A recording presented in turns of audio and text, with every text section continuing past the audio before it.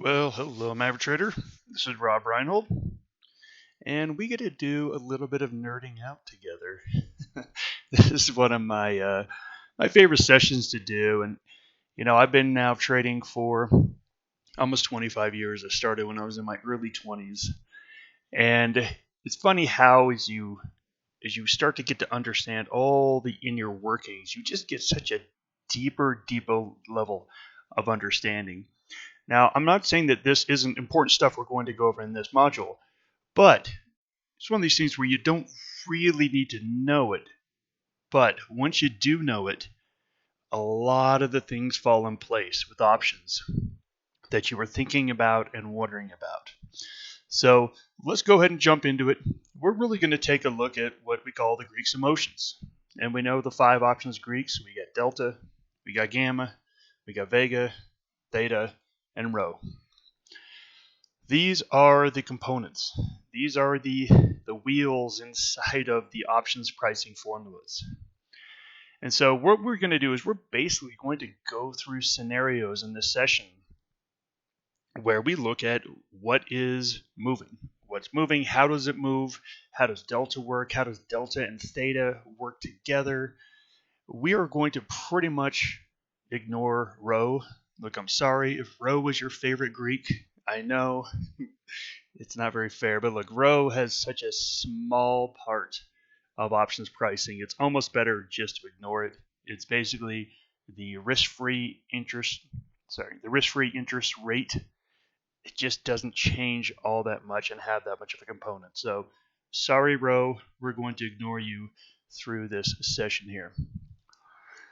One thing I want you to think about and always remember: whatever option you get, no matter what options combinations you put together, in the end, you're going to end up with a set of Greeks. And that's what this session is about, is that whatever it is you put together, you end up with a set of Greeks, and that's your trade. And frankly, I don't even need to know what your strike prices are. I don't even need to know what your combination was. I don't even need to know if you have 4 legs or 8 legs or 12 legs or 1 leg.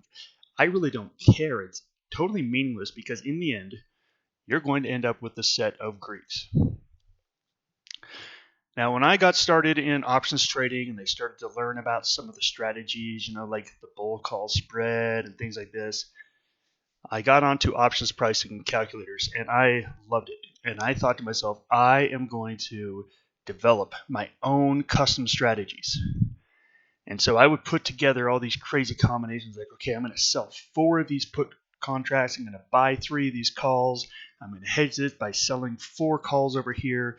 And I'm going to buy 12 puts over here. And I think to myself, oh my gosh, I'm a genius. I'm a genius. And then I'd put it into an options pricing formula or an options pricing calculator. And I would see that I basically just built a bull call spread. So that's really what I want to go through and just show you, as complex as you make an option or as simple as you make an option, it really comes down to a set of Greeks. So here's just an example of a trade. Someone looking at Alibaba here. Hey, you know what? I'm going to do this combination of trade. I'm going to go 1 long January 260 calls. I'm going to go short 1 of the 275s, long of the 2 of the 280s, short 3 of the 290s, long 1 of the 300. Now, again, I used to think that I was creating this amazing strategy that no one had ever thought of before. But in reality, all I got was a set of Greeks. So across all of those options on Alibaba, it really just boiled down to these were my Greeks. And the question is, could I have built these exact same Greeks with a much more simple trade? And the answer is, I probably could. I probably could. So let's talk about these Greeks. And I'm going to use the term net Greeks. Now, pretty much any software out there will go ahead and do this for you. Now, we know that on any single option, we can go into the options chain and look at the Greeks. We can look at the delta. We can look at the gamma, the vega, the theta. We can look at all those things. But when you build options combos, where you basically put them together as one trade. So for example, if you're looking to do a condor is actually 4 different options. Long to the legs, short to the legs. They are 4 different options, but when you enter them as a Congo, it will just tell you what your net Greeks are. And that's what it really comes down to, is whatever you trade, you are just trading your net Greeks. So remember, there are 3 ways to make money on options. There's direction, there's volatility, and there's time. And pretty much these are the things that are going to be in effect at all times. Now, direction is one that's very simple for people because we were born growing up understanding direction. If you buy a stock at 50 and it goes up to 51, that's the direction. People don't know outside of options is how in the world can you make money on time? How in the world can you make money on volatility? So all 3 of these components are constantly moving, and we really need to understand how everything affects the other. When you get into the options courses and we talk about strategies, these are the strategy matrix. And it basically has the list of the most common option combo strategies. And you can see it has 3 components here. It has direction, it has volatility, and it has time.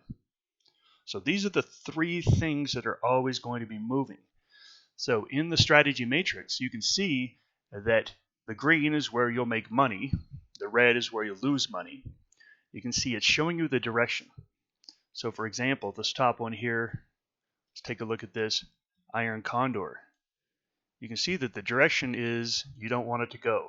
You don't want it to go up too much or down too much. But you can come over here and you say, oh wait, a volatility increase will hurt this trade. So what if I was going into a period where I thought volatility was going to increase? This is not the right strategy. Time, it benefits. So the longer you hold it, the more this trade is going to benefit you. So we really need to think about all these 3 things: direction, volume, and time. Now the great thing is there are strategies where you can negate this. Where you can go in and you can say, hey, I'm hedged. I'm going to go ahead and negate any effects of volatility. So when we're thinking about it, we say, hey, I want to play direction, but I don't want volatility to be any part of this trade. There is a strategy for you to choose. And again, that's where we get into some of the deeper levels of options trading and how it works, because everyone always thinks about direction. And even time is fairly simple, but the volatility component is quite difficult. So let's talk about getting everything where you want it to be. Because the whole goal is to have your option strategy match your stock targets and time frame and everything like that. So the closer you can get your options trade to match your target and time frame, that's what we want on all of our trades. So again, let's take a look at this one. Alibaba is breaking out of a nice high base ascending triangle pattern. It's running. So again, this is where you as a trader, you get to decide, okay, do I want to be long delta or do I want to be short delta? Well, obviously this is a bullish breakout. We want to be long delta. And then you get to decide, well, how much long delta do I want? Then you also get to decide volatility. Do I think volatility is going to be growing or do I think it's going to be shrinking? You get to choose that. Now again, like I said, there are strategies where you say, I don't want to deal with volatility in this trade. I'm going to make a trade that negates the effect of volatility. Or if you hold an option until expiration, you will also negate the effects of volatility. If you say, hey, I'm going to get it and I'm just going to hold it till the very, very end, that is also a way to negate the volatility of a trade. And then, of course, time. Your time frame is definitely going to help you with this. If you're looking to make a trade and you want to get out in a week, then it's going to tell you, okay, this is the right time frame you want to buy. So before we jump into anything really deep here, I do need to go over the inverse relationship of delta and theta, because these two typically work against each other. So if you are going to get into a directional trade, there's really no way to start a directional trade with more than 0.5 delta. So remember, 1 is the equivalent of owning the stock. So 0.5 delta would be basically half of the exposure of movement. There's really no way to go above a 0.5 and ever have a positive theta. These two work against each other. They usually work against each other. And so this is something we really do need to understand is, okay, if we want a lot of delta, if we're going to make a directional trade, then we already know that theta is going to be against us. How do we negate or eliminate or reduce the theta losses we're likely to take, and vice versa? If we want a lot of theta, then of course we're going to mean we don't have a lot of delta. So we need to think about these things. Again, there's an inverse relationship between the two. All right, well, let's jump into an options chain here. So here I have just some options here I've got listed. We've got the at the money calls here, and you can see the at the money calls, they have the highest amount of theta. You can see the in the money, out of the money calls have less theta. So if you are an options buyer, you don't want theta. If you're making a directional trade, you want as little theta as you can possibly get. Or right here, it's telling you this is where you need to look. You know, the 162.50s are going to have negative 37 delta points against you. That's pretty high. So what are the things, again, you can do? Think about it. I want to be directional. I want to have a lot of delta, but I don't want to have a lot of theta. Well, first of all, you can take a look at being in the money. So again, if you're saying I want a lot of delta, which are these right here, and I don't want a lot of theta, then that's the right relationship we're getting here. But the question is, how can I get better than that? Well, as you can see here, when you go out further, you do get a little bit less delta. You see your delta does go down, but your theta has gone down substantially, absolutely substantially.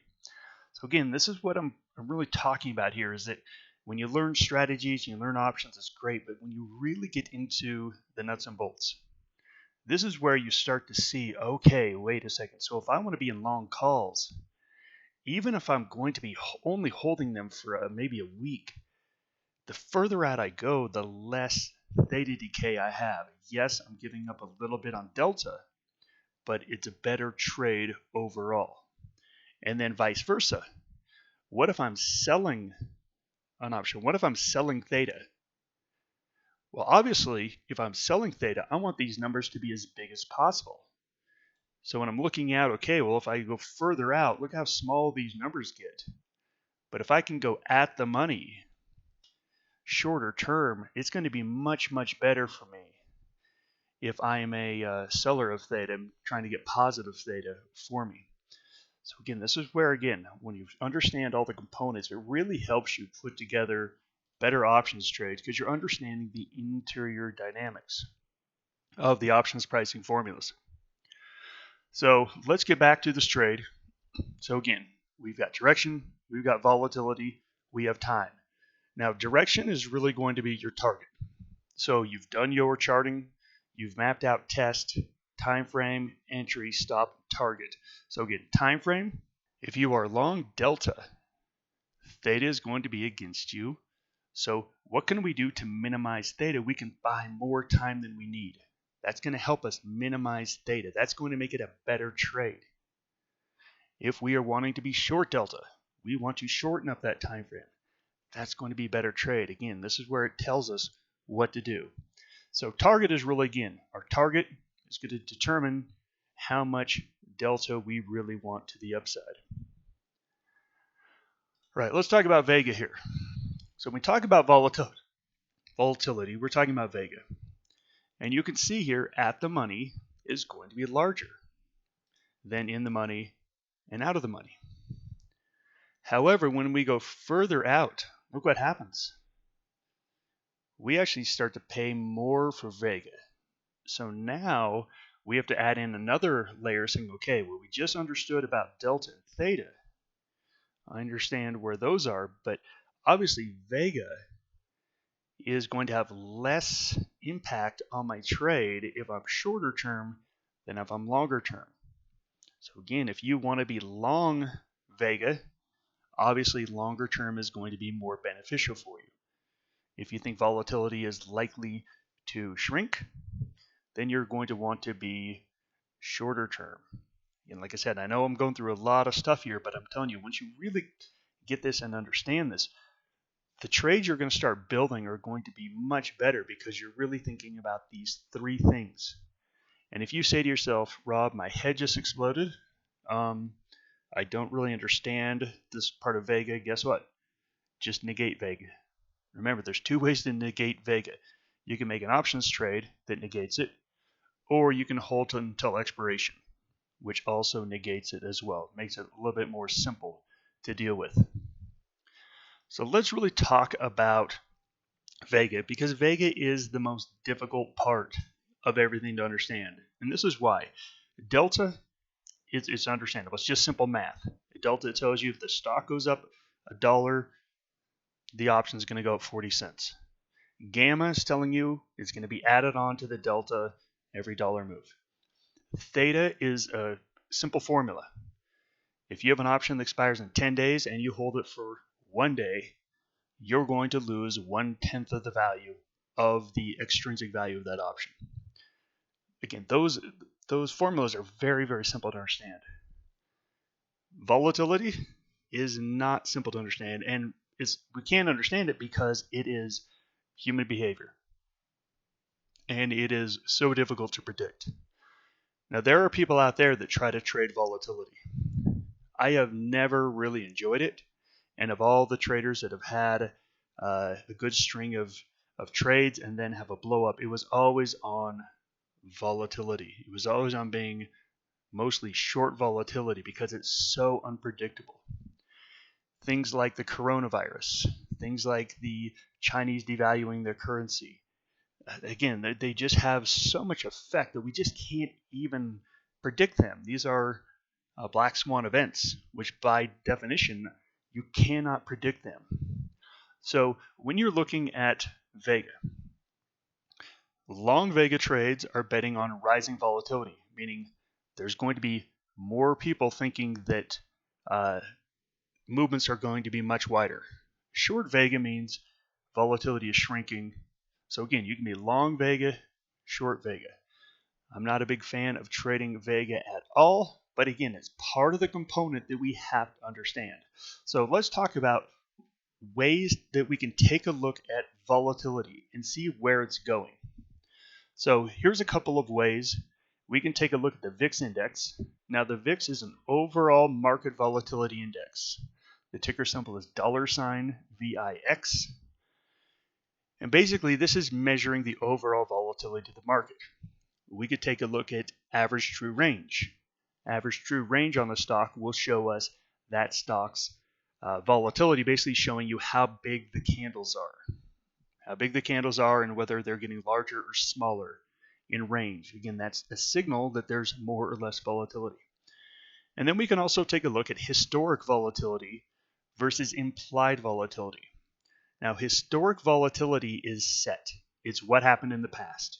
There is no, again, it's just a simple formula. It's set in stone. Implied volatility is all of the unknown things that people are worried about and how worried are they about. Now, we can measure those two things and we can say, okay, well, historical volatility is 20%. Implied volatility is 40%. Okay, that's telling us that right now people are expecting much bigger volatility than normal. And again, that's a good signal that future volatility is likely to stay high. So let's take a look at the VIX here. Volatility index is the VIX and $VIX, and you can chart the VIX. Now, you cannot trade the VIX. It is an index. You can buy options on the VIX, but you can't trade the VIX itself, but you can chart it. One of the best ways I like to use the VIX is simply use the trend in the moving averages. So in this chart here, we actually have two moving averages. We have a 20-period moving average, and you can see that 20-period moving average had been going down for a couple of months. The trend has now been moving up. So for me, if I'm looking at 20-period moving average, I'm looking at that as a shorter term indicator, and it's telling me, hey, something has changed on volatility, and it is now likely going higher. Well, it is going higher, and the trend is now higher for the first time in months. So again, in this situation, I would assume that volatility would be likely in a rising environment across the market. However, if I take a look at a 50-period moving average, you can see that it is still pretty much solidly in a downtrend. Maybe it's flattened out a little bit. But if I'm in a longer term trade, then I'm using something like the 50 moving average, and it's telling me, okay, well, it's not as decreasing as it was. It's more flat at the moment. So again, these are little things that are going to tell you what the overall market volatility is doing. The other thing you can take a look at is critical levels. Now, critical levels is basically support and resistance. The VIX works the same way. As you can see here, once it got up to about 36, we had a turn down in the VIX right at resistance levels. So again, these levels, again, and once you see it got down to 21, there seemed to be some serious support here at 21. This could tell you, hey, it's very unlikely to break below 21. And so if you're making a determination on volatility and it's not breaking 21, you have to say it's flat to probably up. Flat to probably up would be my ideal or my outlook until it breaks below 21. So you can chart all this just like everything else using support resistance to find those key levels where volatility ebbs and flows. Another way you can take a look to determine volatility is the ATR. So again, the ATR is basically how big are the candles. Now, obviously, when there's a lot of market activity and a lot of trends and a lot of money moving in or out of the market, candles get larger. And that's what ATR measures. So you can see here down with ATR below, you can see that ATR had been falling. There was a brief little moment here where it jumped up, but really ATR had been falling for the last couple months. So if I was looking at any trades in here, I would say, hey, you know what? Volatility is falling. I'm going to be more short vol than long vol here in Alibaba. You can see we got a breakout to the upside of this high base. We got a nice turn up in the ATR. Now it's telling us, oh, we're probably going to get some more expanded range candles. Volatility is likely to keep going. And then just like we saw in the VIX, you can use these levels to determine, okay, where is it likely to probably top out? And you could say, hey, you know what? VIX gets up into the 8.5 area. That's probably pretty significant. Again, you can go back in time and see, has it tapped out there at the 850 area? You could go back to the last year or two and see, hey, every time ATR gets up to this 850 area, it seems to have a little trouble going any higher. So again, these are ways that you can actually have an outlook on volatility and where it's going. And then the last one, which is definitely the most complicated one, I know people use it. I'm not a big fan of it because, first of all, it's hard information to get. Historical volatility versus implied volatility. So let's talk about how to get that data. Historical volatility is not going to be just right there on your options Greeks. You're going to have to go in and add it. And so you're going to have to click around on your options chain, try to figure out how to add it. I know with Thinkorswim, you've got to click on layout up here. You've got to choose customize. You need to build a custom indicator, and then you need to find historical volatility and add it there. So again, it's a little bit more complex. You can also go to the CBOE website and basically put in any option that you want to see, and it will also show you historical volatility. It'll also show you historical volatility compared to implied volatility, which is probably the easiest way to go here. I would say most software platforms will give you the ability to add it as an indicator. So you can see here I've got 2 down here. This is historical volatility. So right now it's telling me historical volatility is at 26%. So if I just had historical volatility, I would have to go into the options chain, and then implied volatility is very easy to find. So I could do it that way. I could find historical volatility in the chart, compare it to implied volatility, and see the two. But there are people out there that have written some programs, or there's some software that already do it for you. But really what you want to see is implied volatility compared to historical volatility. And what we're really looking for is when they're far apart. So let's say implied volatility is much higher than historical volatility.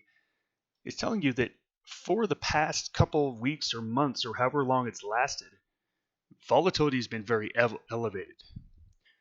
With reversion to the mean, we know that a lot of times things come back to historical volatility.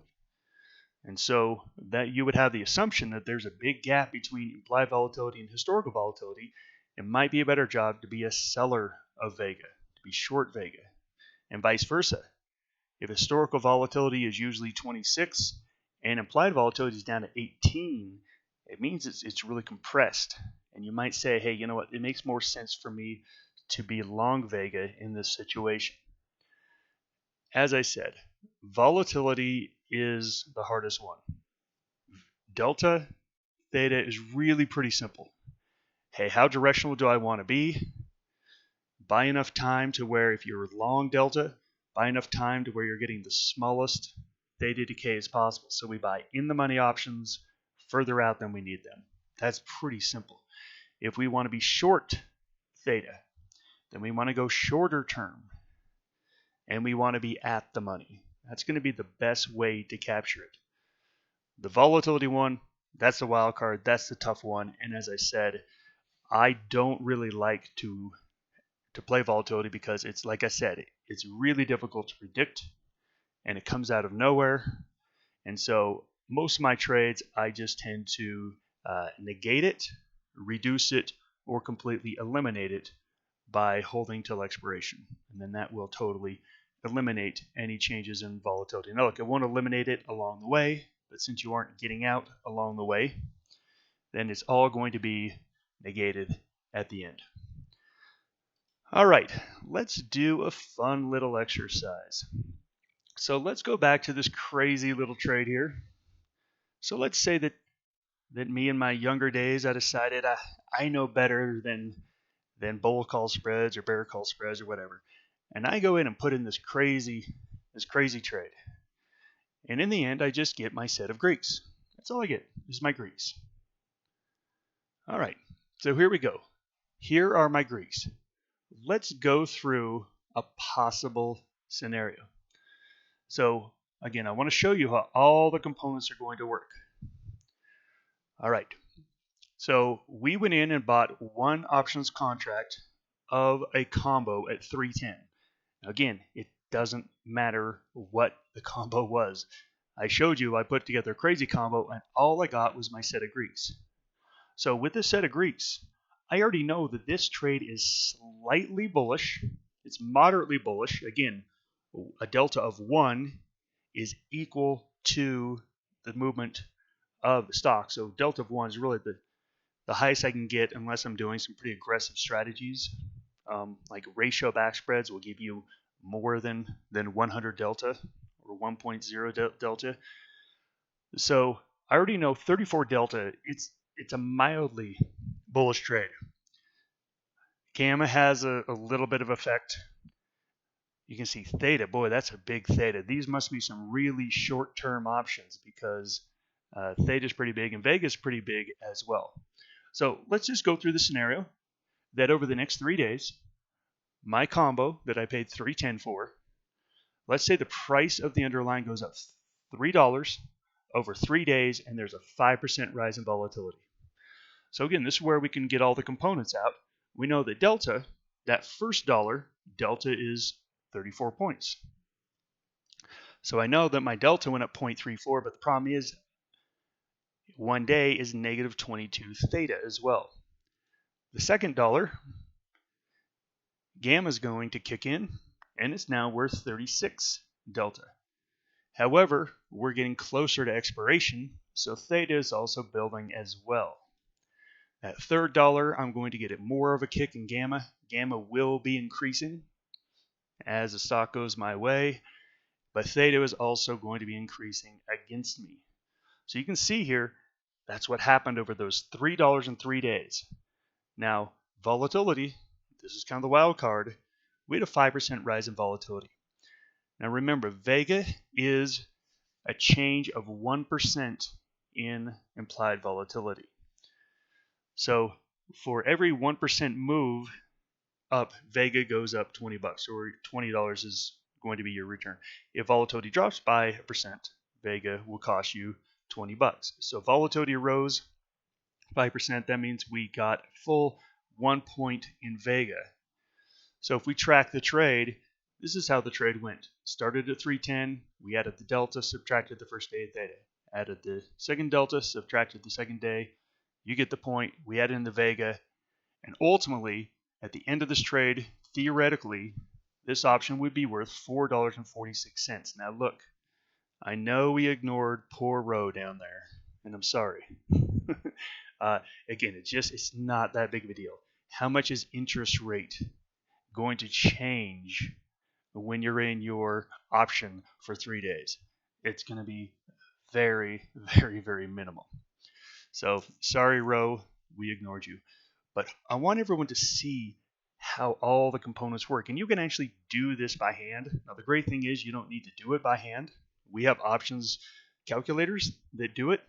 But you can see that you could get all the numbers, and you could theoretically put out, hey, this is what this option will be worth. And now look, I don't have to do this by all the legs. All those crazy 5 legs I built, who cares? It's just net Greeks.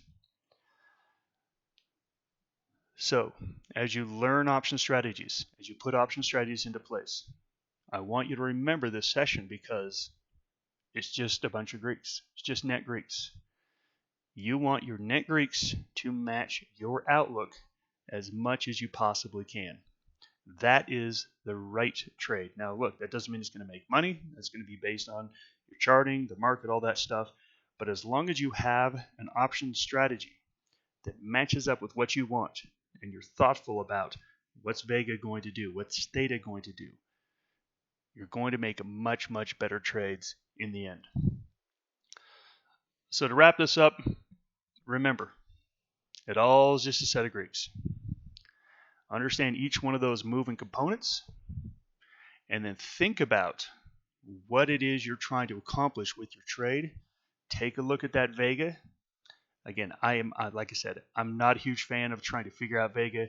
It's a wild card. It is a mystery. You may as well flip a coin, in my opinion. So I choose to negate it most of the time. But once you can understand that your combo trades are just one big trade of Greeks, you're going to start to make them much, much better. Hey, thank you for joining me. This has been a fun session. Goodbye, everyone.